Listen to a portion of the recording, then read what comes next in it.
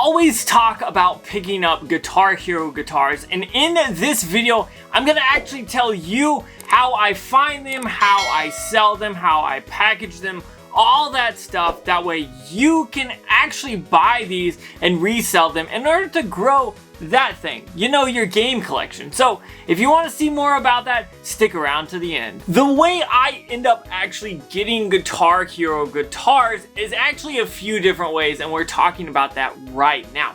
First off, the most important place that I find Guitar Hero guitars is at Goodwill or thrift stores. Now, usually they're priced between $4 and $5. Sometimes I'll see them for $3, but that's few and far between. So usually the max I'll pay is $5 at a thrift store or a Goodwill, and that's actually pretty good. Now, other times I will go to like the flea market and find them for a couple of bucks, about $3 to $5. Sometimes they'll be more expensive if they have the dongle, like $8 maybe. That's probably the max I'm willing to pay. But oftentimes that's how I find it. But I've also had some friends find them at random places. I know there's like this kind of like kids kind of convention kind of type thing where people just bring their stuff and they sell it there. I've had friends pick them up there for me for like $2.50,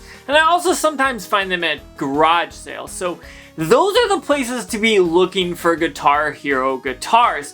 But why would you even be interested in Guitar Hero guitars? I have 3 different guitars here that I want to talk about. I'm gonna set them down and kind of go through why I do it. Now, this is a guitar that I recently picked up. As you can see, it's the PlayStation version one. So if you see these are always worth picking up. But the reason why they're worth picking up, because if you sell these things on eBay or you ship them anywhere, it's actually pretty good profit. Like this one, as you can see, I paid $5 for, but $5, that's a lot of money to invest. Not really.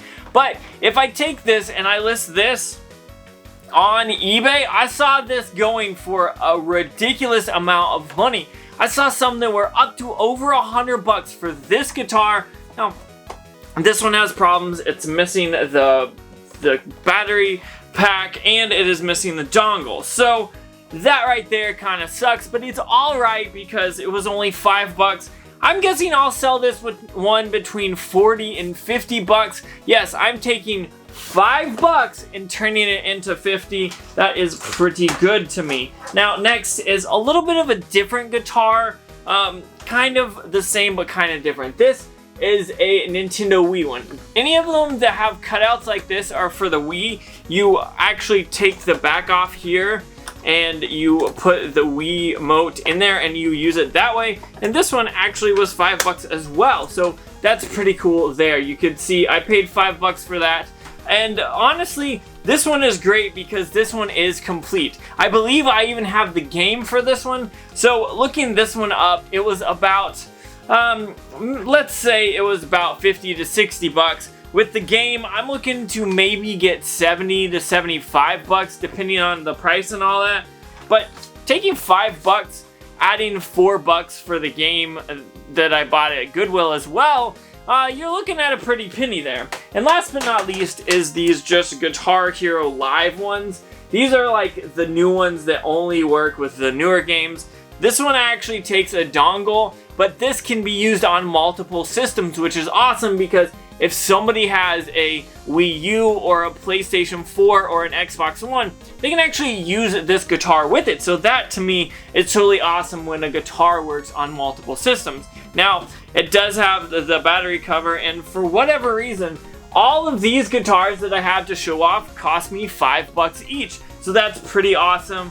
And that's why I picked these things up. This one I'm looking at probably selling for $40, maybe $35 to $45, depending on the condition of everything and whatnot. But I think taking $5 and moving it into $40 is a good deal. Now we know how much it's worth. How do you ship something like this? Now, I've got a few things here to talk about, and you're gonna need some things. First off, you're gonna need some tape or a tape gun.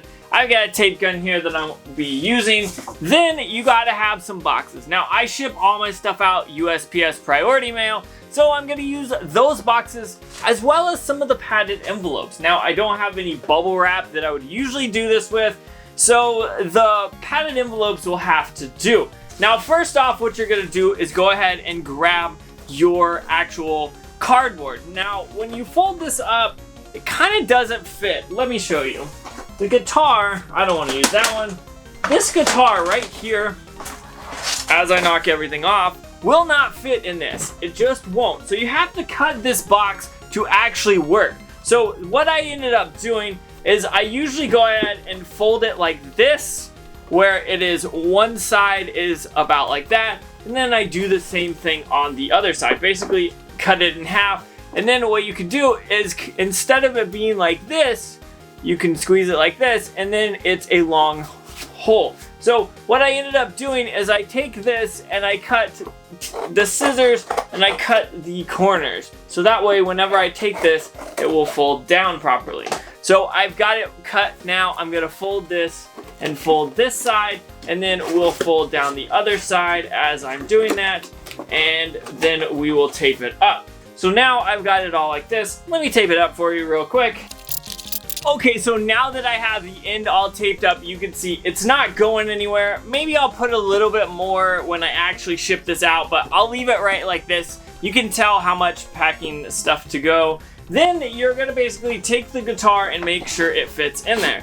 And this one does, it's just a little wonky. So as you can tell, it fits, but like sticks way out, and that's not really gonna work. Now there's two ways you can do this. You can get lucky and have a guitar that has this on the back right here, and you can see that you just switch that and then it comes right off. You see how easy that is? Look at that. It's just, you slide it right off, and that's totally awesome. So when I do that, it makes this a lot easier. So before I go ahead and put everything in there, I always like to have some bubble wrap. Now sadly, I don't have the best bubble wrap situation here for this video, but I usually will take it and put it around the guitar.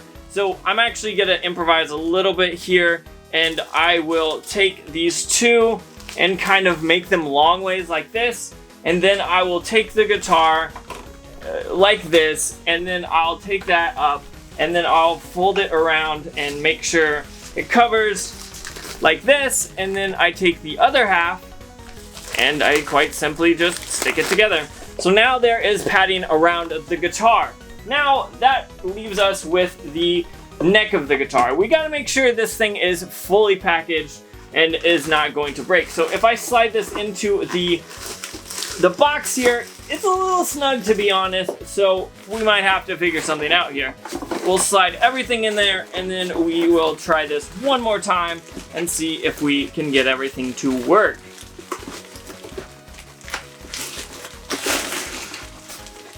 So we got it in there. Now you can see the guitar is in there.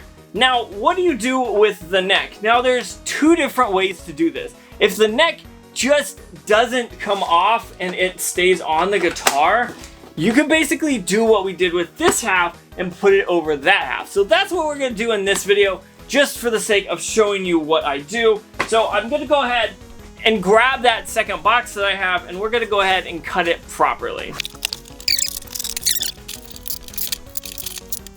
So now we have that all taped off. What we're going to do is actually do the exact same thing that we did with the body. So you're going to, depending on how you want to do this, you're going to take this and take the sticky side here and stick it to this one, and then you'll wrap it around and kind of make the headstock work. Or you could just simply take the guitar, which as you can see, it's in this box, and you could just slide this over, and it's going to be pretty safe right there. And then what I normally end up doing is I'll get this lower piece and I'll make sure it wraps around the guitar, and then I'll slide this over it. So now you've got that guitar where it's not going anywhere. So I take this second box, we're basically gonna take it over, and then we basically just shove it down together, and then we're pretty much where we want to be.